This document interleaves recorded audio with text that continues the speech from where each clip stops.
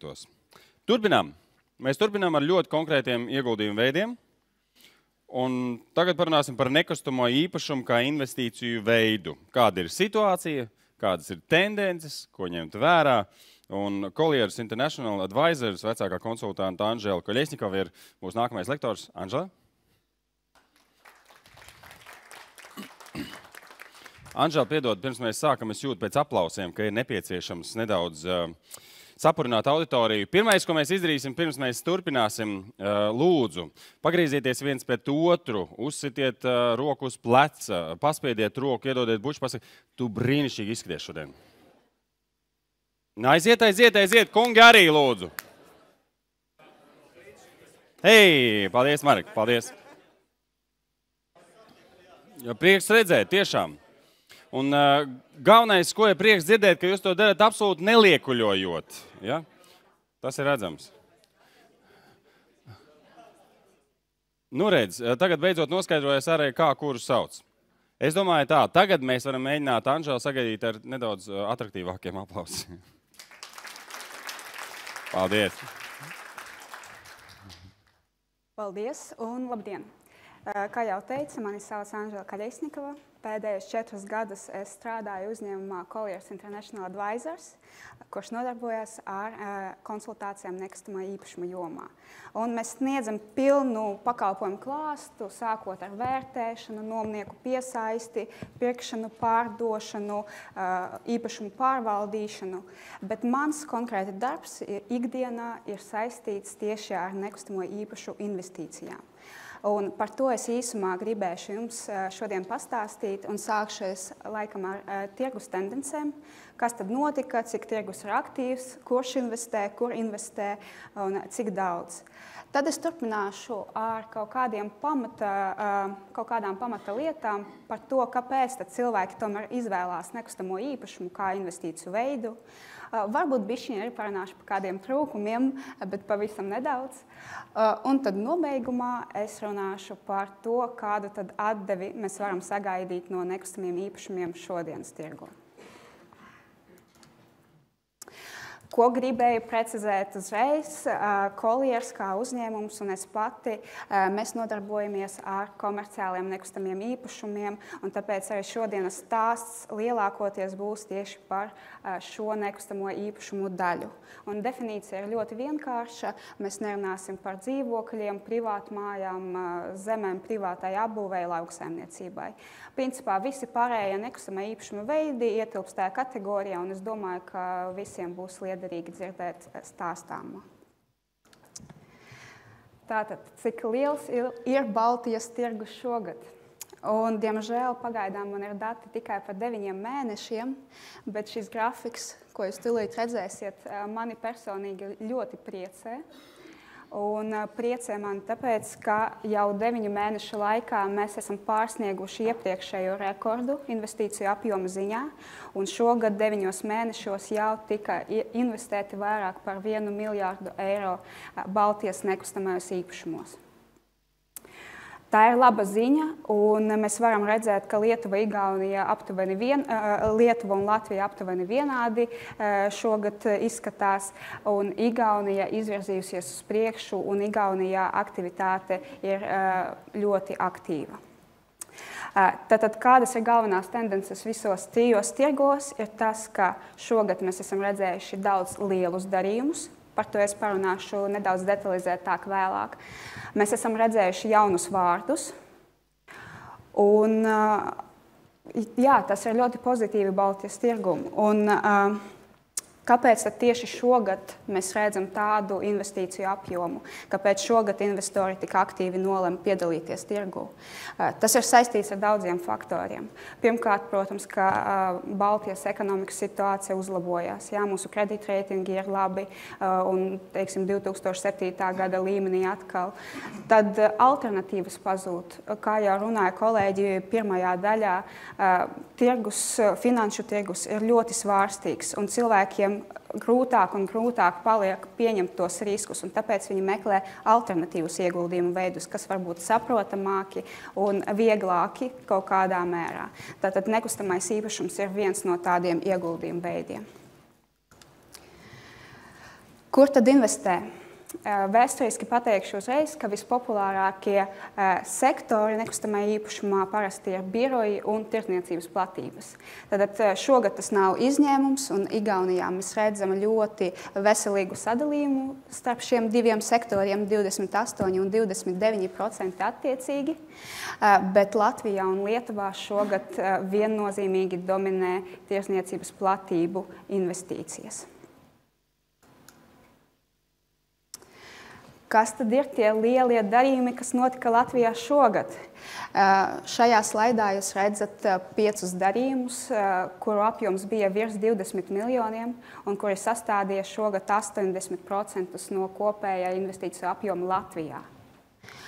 Tad man laikam nebūs laika pārāk detalizēti pastāstīt par katru no tiem, bet lielākais darījums šogad viennozīmīgi ir bijis negaidīts un notika viņš principā Skandināvijā. Blackstone Group, tas ir milzīgs ieguldījumu fonds, ieguldījumu aparāts, kas ir radies ASV. Viņi ir iegādājušies obliga portfeli Skandināvijā, un portfeļa kopējais apjoms bija 1,2 miljārdi eiro. Un tā ir gadījies, ka 3 nekustamie īpašumi atradās arī Latvijā. Un tie bija attiecīgi Alfa, Mols un Dole. Es domāju, ka visiem ļoti pazīstami nosaukumi. Un šīs investīcijas kopējais apjoms bija ap 200 miljoniem eiro tik vien. Pārējie īpašumi nedaudz mazāki, bet arī laikam jums visiem pazīstami. Olimpija, jaunais depo, Krasta iela, visi mainīja savus īpašniekus. Un pēdējais darījums, ko iespējams redzēt dienas biznesā, varam apsveikt Efton Capital, vienu no aktīviem tirgus spēlētājiem, kuri iegādājas Duntas birojus Duntas ielā 6. Tad tas ir par Latviju. Par Igauniju un Lietuvu es laikam nestāstīšu detalizētāk. Iespējams, ka daudziem šie īpašumi neko neizsaka, bet es gribēju parādīt jums šos attēlus. Šis ir par Igauniju, tie ir lielākie darījumi, kas notika. Un šis ir par Lietuvu. Šeit mēs redzam ļoti daudz tirdzniecības platību. Kas ir kopējs šiem tie īpašumiem, kas tika notirgoti un par kuriem bija tik liela konkurence šogad? Šiem visiem īpašumiem ir kopīgas 2 iezīmes. Pirmā, tie ir vai nu jauni uzcelti, vai nu kvalitatīvi uzturēti īpašumi. Respektīvi, ko meklē investori? Viņi meklē stabilu ieguldījumu. Viņi meklē kvalitatīvu īpašumu, kur viņam nevajadzēs uztraukties par rekonstrukciju, renovāciju, par mūžīgiem kaut kādiem remontiem. Un to visu viņi var atrast Igaunijā, Lietuvā. Un tad otra iezīme šādiem īpašumiem ir, protams, nomas līgumi. Un nomas līgumi ir tas, kas garantē mums to naudas plūsmas stabilitāti. Un nomas līgums ap 10 gadiem ar garantētu nomas maksu, ar indeksāciju, tas ir tas, ko grib redzēt investori. Un tā ir viena no galvenām tendencēm šobrīd, tas, ka tirgus ir sadalījies. Tas, ka es saku, ka tirgus ir ļoti aktīvs, jā, tā tas ir, bet investori visnoteikti meklē stabilus ieguldījumus. Viņi meklē alternatīvu finanšu tirgumu. Viņi meklē kaut ko, kur nebūs mežonīgas svārstības, kur viņiem nevajadzēs katru dienu skatīties, kas tad notiek ar viņu naudu. Un tad ir otra daļa īpašumu, it īpaši Latvijā tādu īpašumu ir ļoti daudz. Tie ir īpašumi, kuriem nav tik skaidri, ko ar viņiem darīt. Tās ir vēsturiskas ēkas Rīgas centrā. Tie ir īpašumi, kas nav līdz galam aizpildīti, kur ir zemes nomas maksas. Ar tādiem īpašumiem gan šobrīd ir grūtāk un sarežģītāk, un tirgus šajā daļā nav tik likvīds.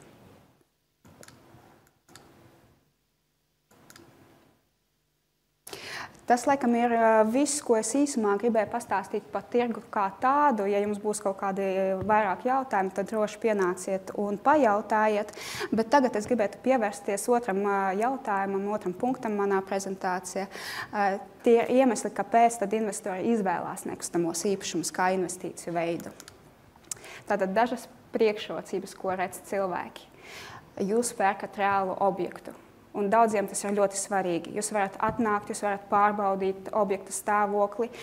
Mēs esam visi pieraduši pie nekustamiem īpašumiem. Mēs strādājam birojos, ejam uz tirdzniecības centriem, dzīvojam mājās. Tātad investojam šis produkts ir daudz saprotamāks nekā finanšu instrumenti, akcijas, obligācijas, jebkas cits, jo tur viņiem jāiegulda daudz vairāk laika, lai saprastu pamatus.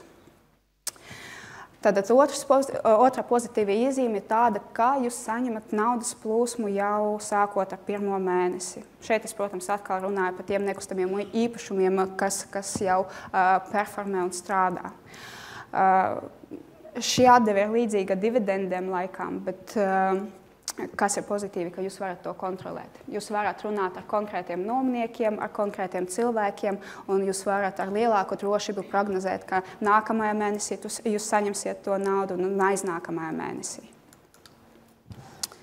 Vēl viens pozitīvs moments ir tāds, ka šobrīd ir viegli pieejams bankas finansējums. Un bankas finansējums ir ļoti svarīgs, jo ieejas biļete nekustamajos īpašumos ir nedaudz lielāka nekā citos instrumentus. Diez vai jūs ar 1000 eiro varēsiet iegādāties labu objektu. Tātad bankas finansējums ir svarīgs, un šobrīd es teiktu, ka veselīgs finansējuma apjoms ir ap 50–70%, un likmes, ko mēs varam sagaidīt no bankām, no 2 līdz 3,5% atkarība no tā, cik jums ir laba pieredze ar šo banku, cik labs ir objekts un kāda ir jūsu personīgā kredītvēsture. Vēl viena laba lieta par nekustamiem īpašumiem. Jebkuros tirgus apstākļos ir iespējams iegādāties nekustamos īpašumus zem tirgus vērtības. Tad, protams, īpašumi, par ko es runāju, ko es rādīju topā, ja, viņi laikam neietilpst tajā kategorijā, jo tur rodas konkurence, bet vienalga, jebkuros apstākļos jūs varat atrast labu īpašumu, kas kaut kādu iemeslu dēļ tiek tirgots zem tirgus vērtības. Vai nu tas pieder bankām, vai nu tas pieder īpašniekam, kurš kaut ko savulaik nav izdarījis līdz galam pareizi, un viņš šobrīd ir spiests pārdot to īpašumu. Tātad ar šādiem īpašumiem jābūt ļoti uzmanīgiem, bet ja jūs visu izdarat pareizi, ja jūs paskatāties uz pareiziem indikatoriem, jūs varat iegādāties ļoti labu īpašumu par ļoti labu cenu jebkurā gadā, teiksim, neskatoties uz cikla stadiju. Nekustamais īpašums arī vienmēr vēsturiski ir bijis viens no vislabākajiem aizsarga mehānismiem un nodrošinājumiem pret inflāciju. Tātad ne tikai nomas līgumos ir iestrādāti parasti noteikumi par to, ka ik gadu nomas maksas paaugstinās līdzi ar inflāciju, bet arī nekustamā īpašuma vērtība kā tāda aug kopā ar reālu tirgu, aug kopā ar inflāciju. Protams, ka visiem pārējiem tirgus komponentiem paliekot tādā pašā līmenī. Jā, un šeit jūs laikam visi padomājāt par 2008. gadu, kāda tad tur inflācija, kad visas tirgus cenas nokritās, nomas maksas nokritās un īpašuma vērtība arī nokritās. Jā, protams, nekustamā īpašuma tirgus ir tāpat kā mūsu ekonomika ciklisks. Un tāpēc arī tas ir ilgtermiņa ieguldījums. Bet ko svarīgi zināt un redzēt, līdzīgi kā finanšu tirgu, ja jūs paskatīsieties uz ilgtermiņa trendu, tad nekustamā īpašuma vērtība ir augusi visu laiku.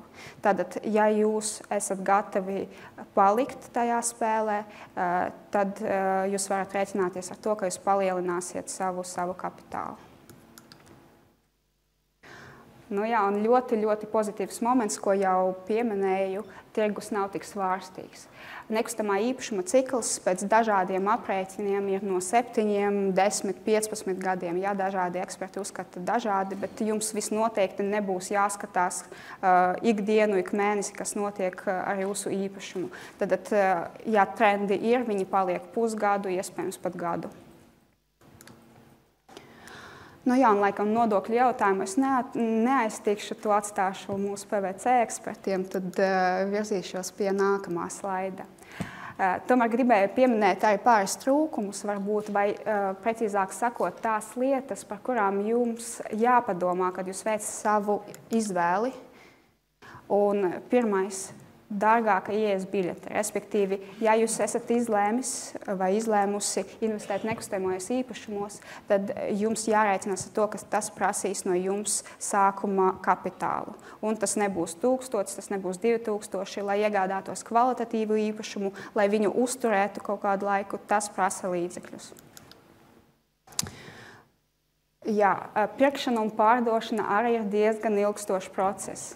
Respektīvi, ar to saistītas izmaksas ir diezgan lielas, tāpēc, ka jums jāpārbauda principā 5 lietas. Jums jāpārbauda tehniskais stāvoklis, jums jāpārbauda juridiskā sastāvdaļa, finanšu, nodokļu sastāvdaļa, viss, kas ir saistīts ar to, vai tas darījums jums būs nodokļu ziņā izdevīgs.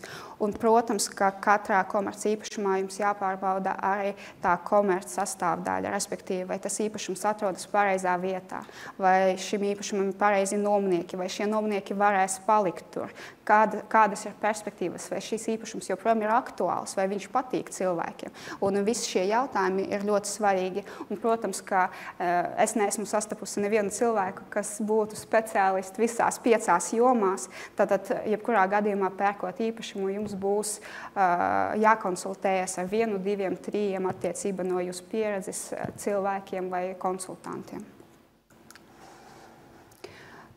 Noteikti jāatzīst, ka nekustamais īpašums tomēr pieprasa vairāk darba. Labas ziņas ir tādas, ka ir specializēti pārvaldīšanas uzņēmumi, ar ko arī Colliers nodarbojas kaut kādā mērā. Bet noteikti, jā, tas ir darbs ar nomniekiem, tas ir darbs ar rēķiniem un ikdienas operēšanu katram nekustamam īpašumam.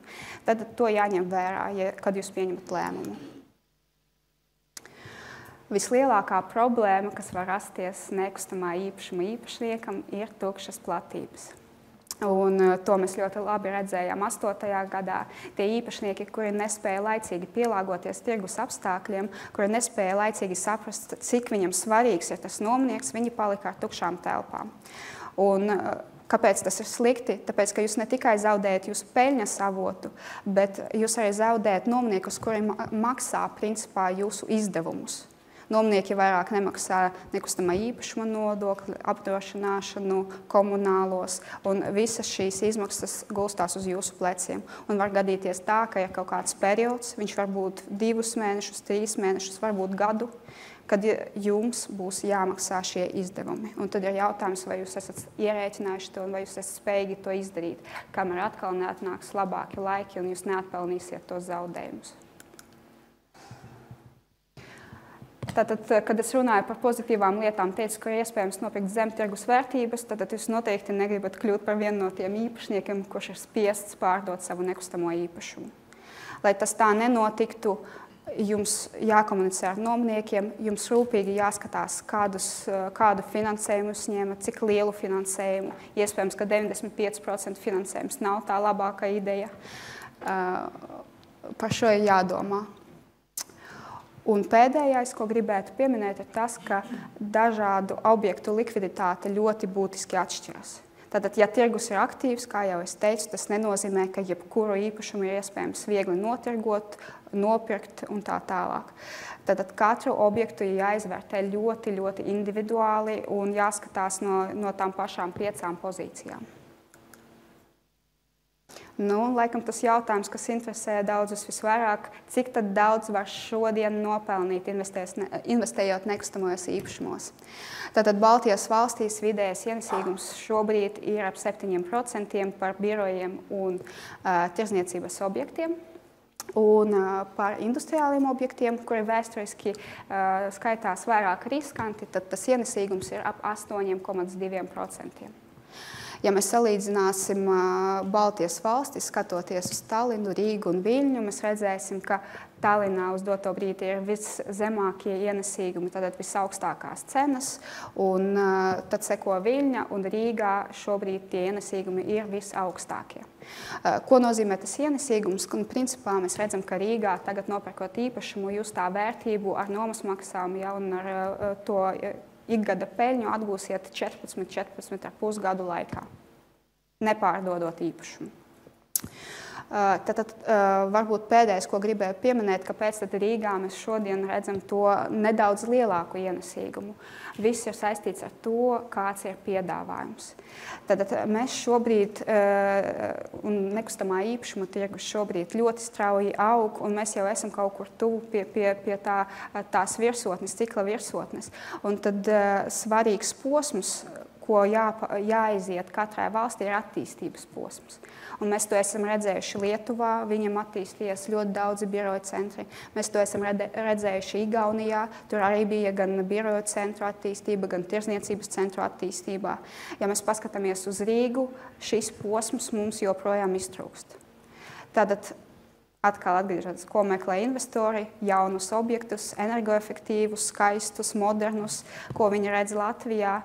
Viņi redz dažus šādus objektus, viņi redz dažus labus objektus, bet viņi neredz perfektos objektus. Šie ienesīgumi ir objektiem, teiksim tā, ideāliem objektiem, kas ir kvalitatīvi un vismazāk riskanti. Tad Latvijā tādu objektu piedāvājums ir limitēts. Tāpēc arī attiecīgi šobrīd ienesīgumi bišķi augstāki. Bet, ja šāds piedāvājums mums parādītos, tad esmu droša, ka nekādas konceptuālas atšķirības starp valstīm, Baltijas valstīm nav, un mēs varētu būt arī Tallinas līmenī.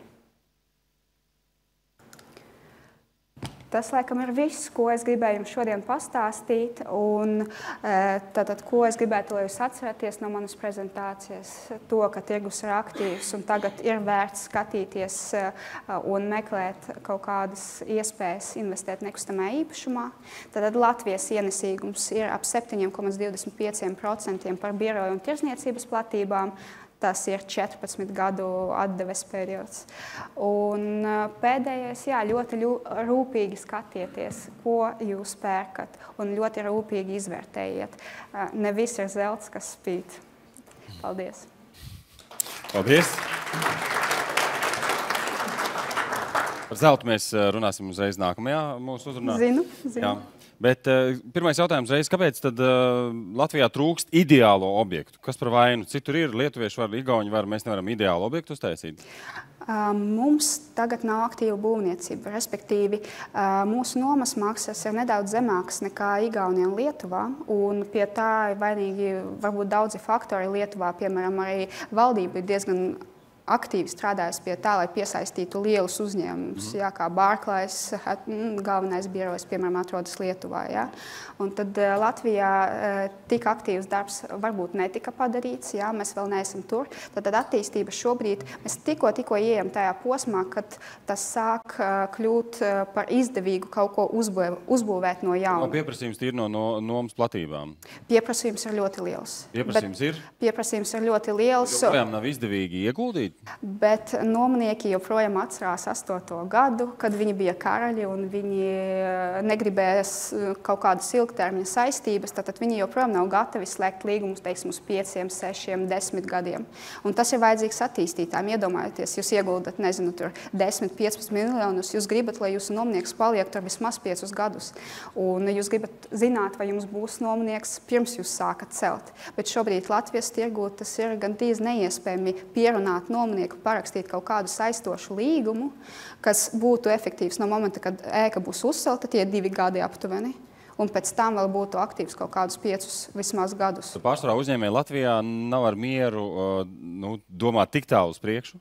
Jā, tieši tā, bet es domāju, ka tas pamazām mainās, un mēs redzam, ka tiešām pieprasījums ir liels, un lieli uzņēmumi skatās un meklē tirgu lielas platības, bet viņi tās neatrod, un viņi paliek vienkārši savā vietā, nav līdz galam apmierināti, un es domāju, ka kaut kādā brīdī tas novedīs pie tā, ka viņi tomēr būs gatavi runāt ar attīstītājiem un jau strukturēt kaut kādus attīstības projektus. Cik daudz īpašumu tieši runājot par komercplatībām šobrīd tirgū nonāk kaut kāda izsoļa rezultātā, ja tas vilnis ir pāri?